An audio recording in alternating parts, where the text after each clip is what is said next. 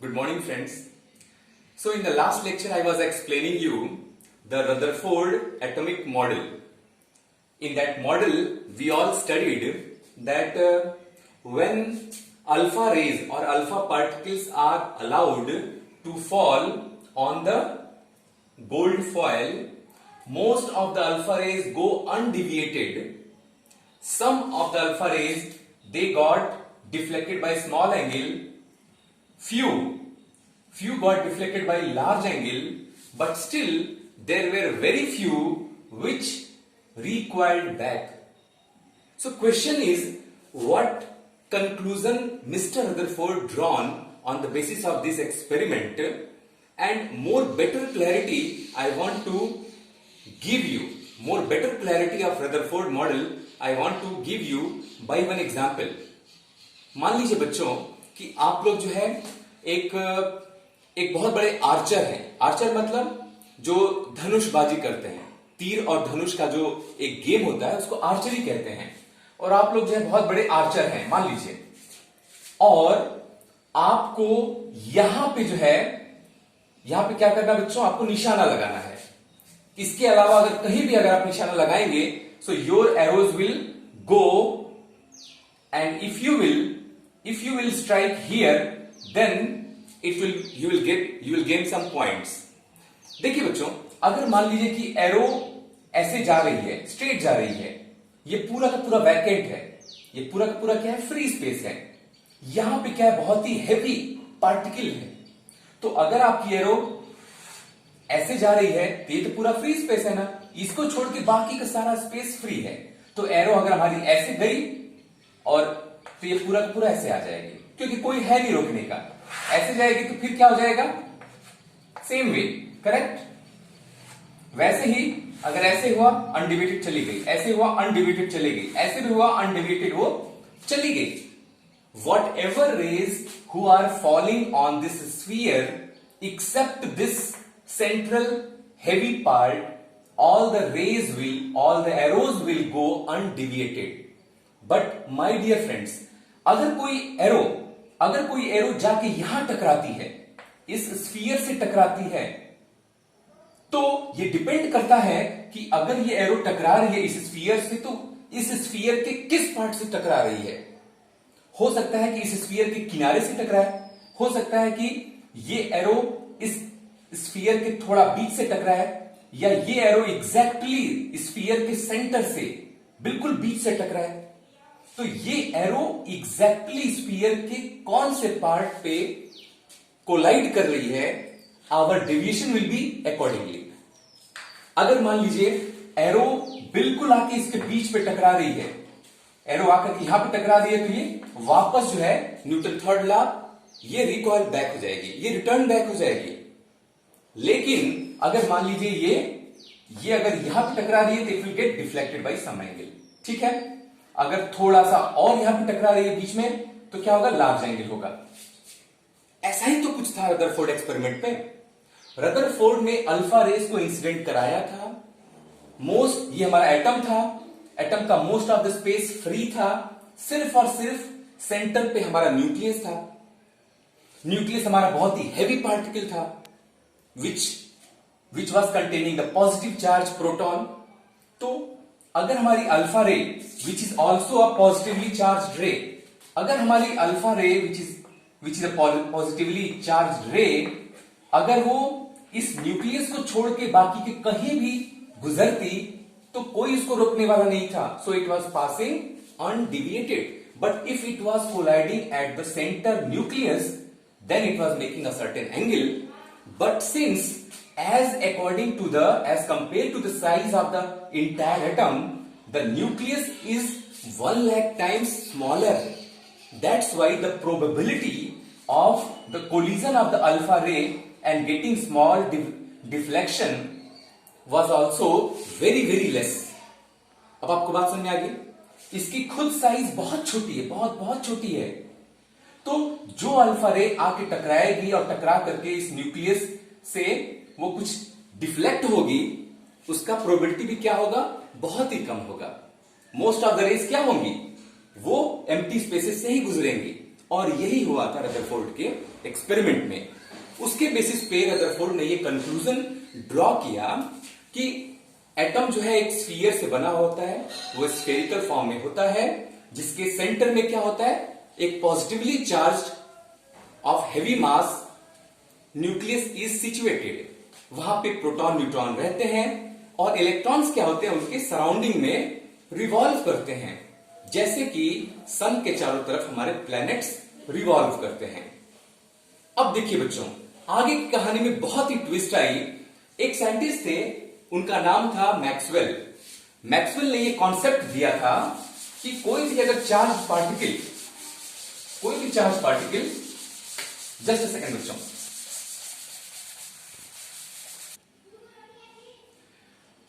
बच्चों I was telling you the contradiction made by Maxwell.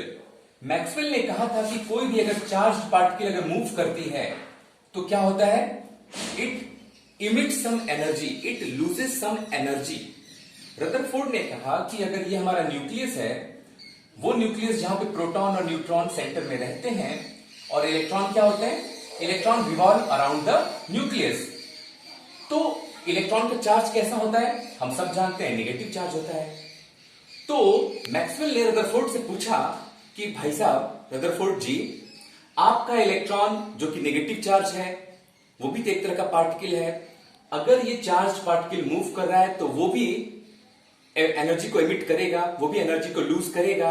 तो अगर वो एनर्जी को लूज करेगा, तो अगर वो मान लीजिए कि यहां मूव कर रहा है तो एनर्जी को लूज करेगा तो और करीब आएगा न्यूक्लियस के, एनर्जी को लूज करेगा तो एक बार और करीब आएगा, और करीब आएगा, और करीब आएगा, और करीब आएगा, और एक समय ऐसा आएगा कि वो पूरा का पूरा न्यूक्लियस पे ही गिर जाएगा। तो can you give any reply on the stability of atom? Electron है कहां, ये घूम रहा है या घूम घूम करके आकर के लास्ट में न्यूक्लियस के ऊपर गिर जाता है? Can you give any conclusion on the position of electron? Mr. Maxwell asked this question, but great Rutherford was not having any answer of this question. So my dear friends, Rutherford का जो atom का जो सबसे बड़ा demerit ये था कि he was not able to give the proper explanation of the stability of atom. ठीक है, तो उसके लिए जो है नील बोर एक दूसरे साइंटिस्ट थे, वो सामने आए, उन्होंने ढेर सारी बातें जो है इसके बारे में बताया।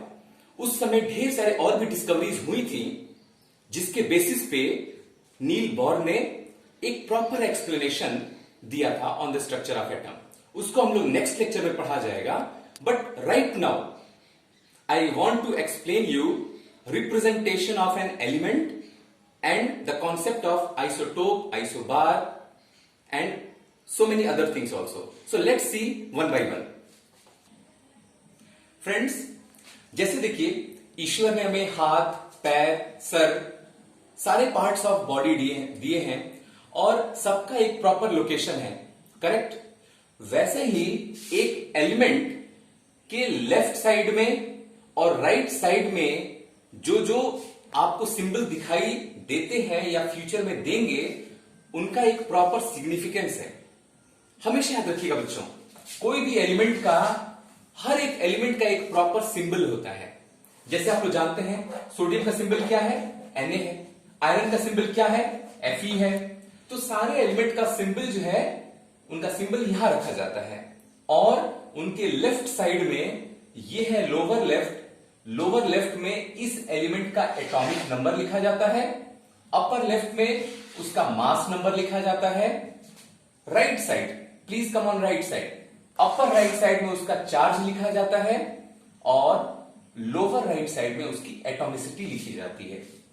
बच्चों अब आपको बता दें वन बाय वन कि एटॉमिक नंबर क्या रिप्रेजेंट करता है, मास नंबर क्या रिप्रेजेंट करता है, ये चार्ज और एटॉमिसिटी किसी भी एलिमेंट के क्या रिप्रेजेंट करते हैं। उसके बाद हम और आगे बढ़ेंगे।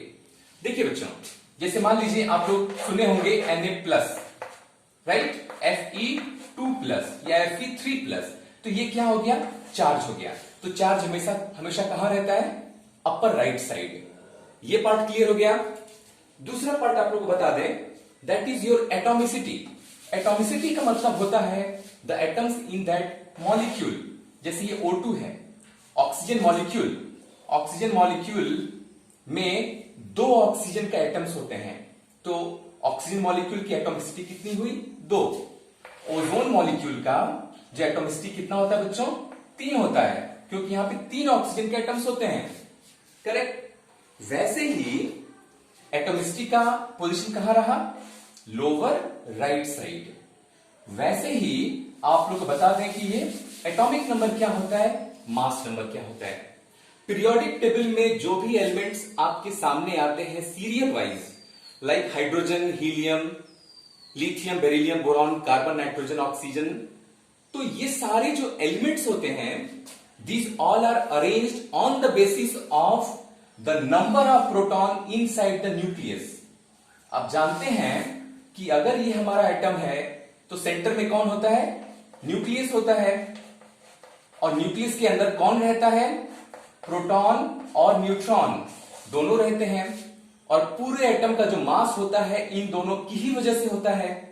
न्यूट्रॉन का चार्ज नहीं होता, प्रोटॉन का होता है positive charge. So you can say nucleus is a positively charge.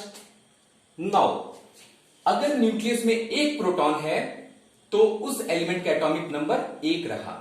इसका मतलब ये कि atomic number means number of proton, that's all.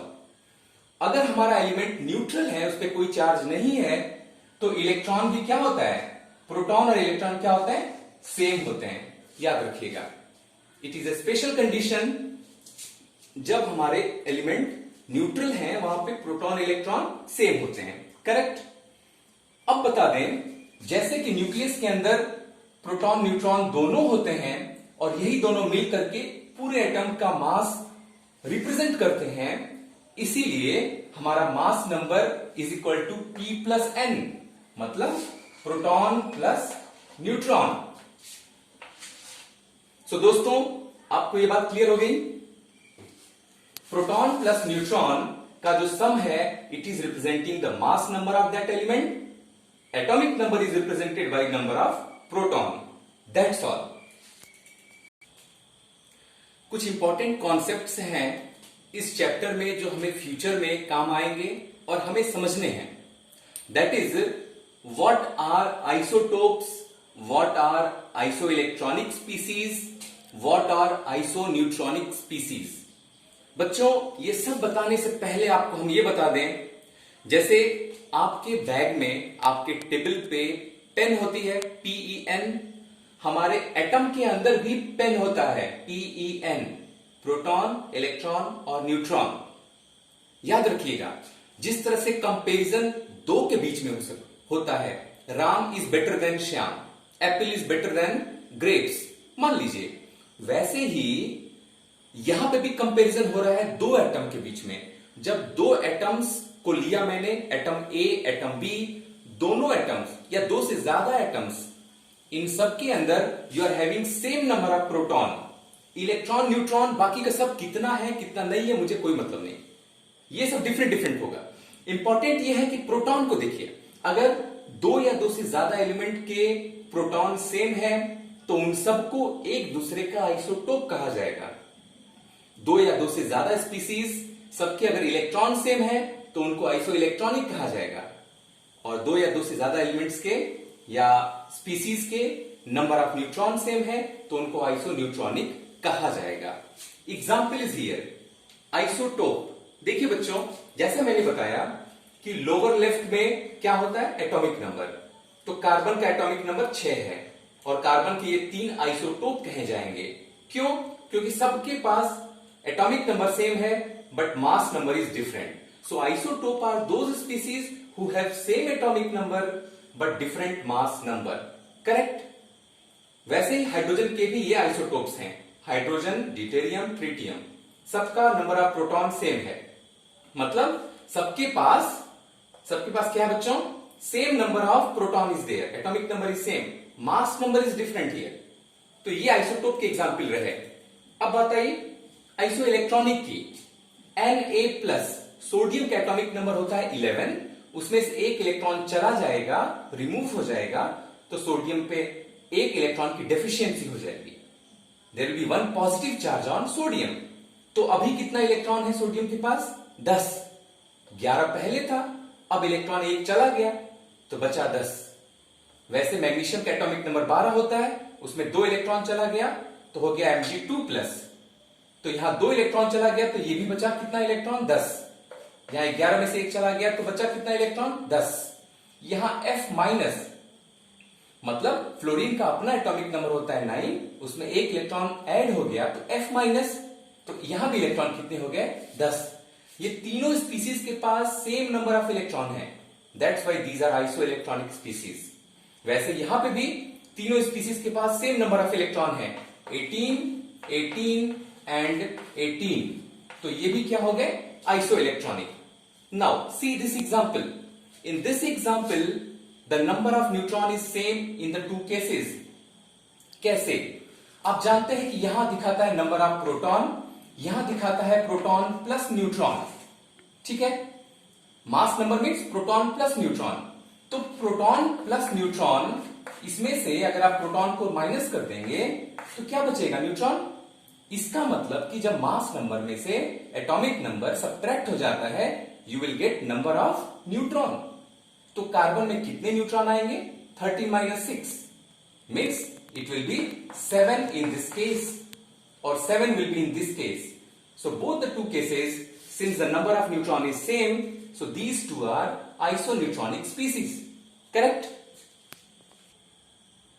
In the same continuity, friends, there are 2-3 more terms. One is your isodiaphers and one is isostere. Isodiaphers are those species where the difference of neutron and proton should be same, means n - p should be same.